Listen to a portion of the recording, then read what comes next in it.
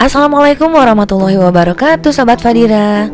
Kali ini kami sedang berada di sebuah villa yang memiliki fasilitas private pool di Villa Ubud, Anyer, Banten. Tempat ini tuh kayak kompleks dan semua unitnya memiliki fasilitas private pool. Seperti biasa, channel Keluarga Fadira akan selalu berusaha memberikan informasi terlengkap. Jadi di video ini akan kami jelaskan perbedaannya, kekurangannya, kelebihannya dari masing-masing villa dan tentunya harganya. Jadi nonton sampai selesai ya.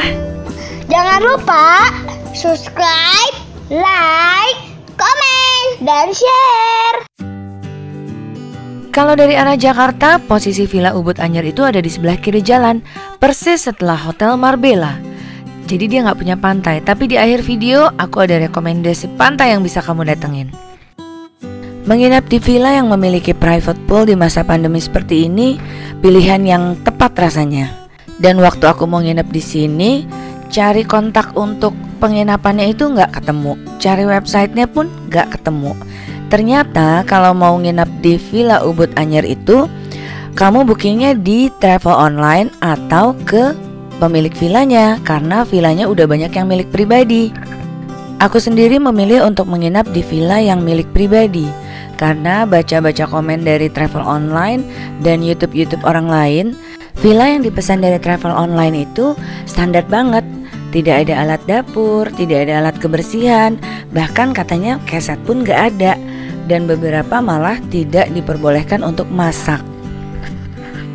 Untuk villa-villa pribadi itu bookingnya kemana? Nah, kalau aku searching di Google, salah satunya yang aku temukan ini di Instagram, Villa Ubud Unit D7. Harganya 1.200.000 untuk weekend. Kamarnya, fasilitas dapurnya, ini semuanya lengkap. Kalau dilihat dari videonya sih bersih kayaknya. Rekomendasi lainnya itu ada Villa Ubud Anyer pribadi. Kayaknya kalau di villa ini pemiliknya itu lansia mungkin ya. Jadi kalau aku lihat dari gambarnya itu di kolam renangnya ada pegangan, kemudian gazebo-nya dia ganti dengan meja makan. Nah, ini kelebihannya juga tempat tidurnya di sini kayak kasur tingkat gitu. Jadi pasti kapasitasnya juga jadi lebih banyak. Di kamar mandi juga untuk di toiletnya tuh dia kayak ada pegangan gitu. Makanya aku bilang mungkin pemiliknya ini ada lansianya. Dan villa lain yang kemarin sempat aku lihat, salah satunya ini di blok A3, tapi ini hanya satu kamar. Jadi dia nuansanya tuh semuanya kayu. Udah jadi kayak satu ruangan. Bagus sih, keren banget. Tapi ini kan satu kamar. Kemudian tidak rekomendasi untuk kalian yang bawa anak, karena memang lantainya itu kayak tidak diperuntukkan untuk becek-becekan banget. Kalau kamu bawa anak kan dia loncat, becek, naik, turun, keluar, masuk kolam renang itu pasti becek. Jadi aku nggak rekomendasi karena lantainya itu kayu. Kamarnya bagus, bersih, wangi juga. Untuk kamar mandinya juga oke. Jadi kayaknya ini kamar untuk honeymoon oke banget kayaknya. Dan kalau aku sendiri kemarin menggunakan villa milik Nakula Sadewa Sanggar Loka, itu ada di Instagramnya. Harganya 1.500.000. Kamu bisa kontak langsung ke kontak yang ada di Instagramnya ya. Seperti apa villanya? Kita langsung room tour. Jadi aku booking di Nakula Sadewa. Ini di blok B3, kita langsung masuk aja ya.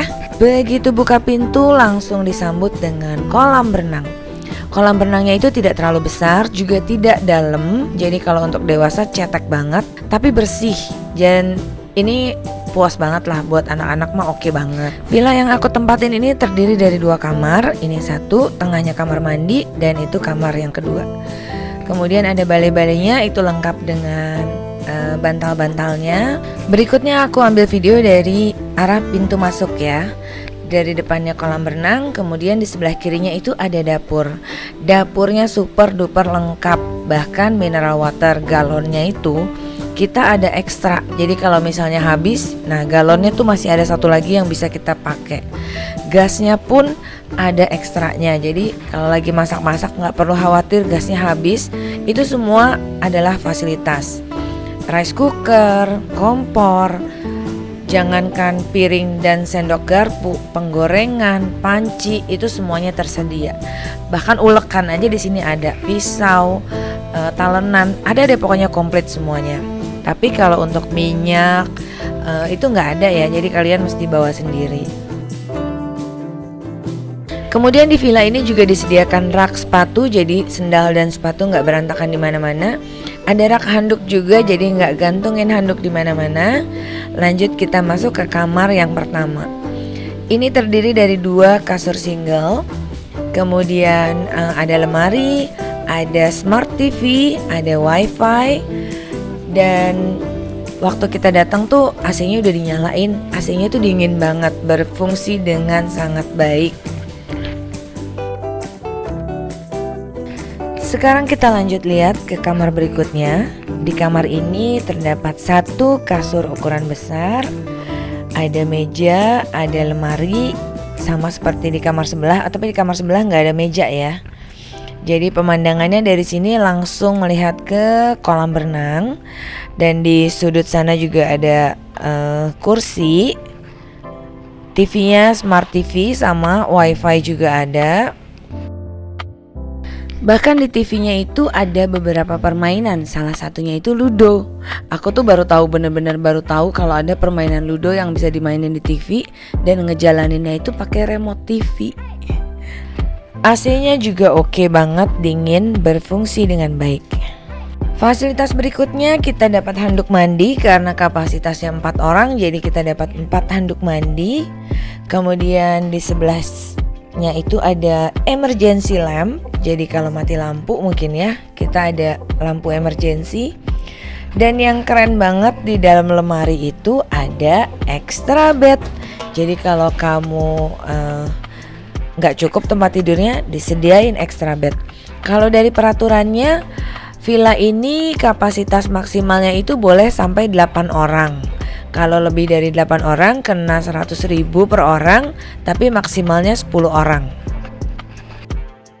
Fasilitas tambahan lainnya yaitu keset, itu ada di mana-mana, di depan kamar mandi, di depan kamar, di depan kolam renang, di depan dapur, itu semua ada kesetnya. Kemudian alat kebersihan juga di sini lengkap karena kalau namanya anak-anak berenang itu udah pasti becek di mana-mana. Itu alat kebersihan tuh butuh banget supaya nggak licin. Berikutnya lagi dari villa pribadi itu rata-rata di atasnya udah ada tambahan atap gitu, apa sih ya namanya, awning atau apa gitu ya. Jadi kalau hujan kita mau jalan dari kamar menuju ke dapur itu nggak basah karena di atasnya udah dikasih atap tambahan. Berikutnya di bagian dapur itu terdapat kipas angin, jadi nggak gerah untuk duduk-duduk di sini. Kemudian juga emang kan daerah pantai ini kalau kita lagi masak-masak gitu banyak laler karena ini juga kan terbuka ya. Jadi dengan adanya kipas angin ini sangat membantu. Dan di sebelah kanannya itu juga ada alat untuk apa namanya tuh, ngusir nyamuk dan laler gitu kan, itu tersedia di sini. Dan walaupun kamarnya terang, dingin, bersih, tetap di sini banyak nyamuk. Tapi karena aku udah lihat di video-video orang mereka bilang banyak nyamuk, jadi aku udah bawa semprotan nyamuk. Sekarang kita lanjut ke kamar mandi. Jadi kalau menurut aku semua fasilitas yang ada di villa ini termasuk bagus banget. Kekurangannya itu hanya satu tapi cukup fatal, yaitu di kamar mandi. Jadi video ini aku ambil waktu pertama datang. Lihat bebatuan di ujung sana kan lucu ya, kayak alami-alami gitu. Di kamar mandinya ada water heater, sabun, shampoo, dapat sikat gigi juga. Tapi di bagian lantainya itu begitu kita datang kita udah bilang, oh kayaknya kok kurang bersih ya. Dan agak-agak tercium aroma kurang sedap. Yang menurut aku sepertinya bebauan itu datangnya dari si batu-batuan itu. Karena kalau kita lagi mandi, justru di bebatuan itu tuh jadi kayak genangan air gitu. Jadi sepertinya bau lembab tapi nggak enak deh gitu ya. Jadi dari sini kayaknya sumber baunya itu. Kemudian untuk showernya, dia ada water heater, tapi entah kenapa lucu. Jadi kalau bukaan kerannya yang di bawah tuh kita buka dan tutup, itu air nggak keluar sama sekali. Jadi buka kerannya itu harus dari atas, which is ini sangat merepotkan karena anak-anak tuh nggak nyampe. Jangankan anak-anak, ibu aku aja nggak nyampe. Jadi kan kebayang dong pas lagi mandi repot banget ngebuka tutup keran tuh harus dari atas. Kemudian airnya juga kecil tuh dalam pengertian nggak ada semburannya. Airnya sih ada tapi nggak ada semburannya, jadi untuk mandi tuh kayaknya kurang nyaman.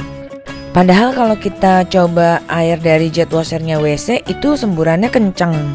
Kemudian aku coba buka air dari wastafel, itu juga semburannya kenceng. Tapi nggak tahu kenapa tuh dari shower mandinya tuh kecil banget. Dan yang terakhir aku mau kasih rekomendasi kamu pantai yang bisa kamu datengin. Jadi kalau kita keluar dari Villa Ubud Anyer, posisinya itu kita jalan ke kanan balik ke arah Jakarta. Tempatnya tidak terlalu besar, justru malah jadi nyaman karena bis tuh nggak bisa masuk ke situ. Makanya aku rekomendasi tempat ini buat kamu. Lokasinya persis di sebelah Hotel Nuansa Bali. Pintu masuknya pun nggak terlalu besar.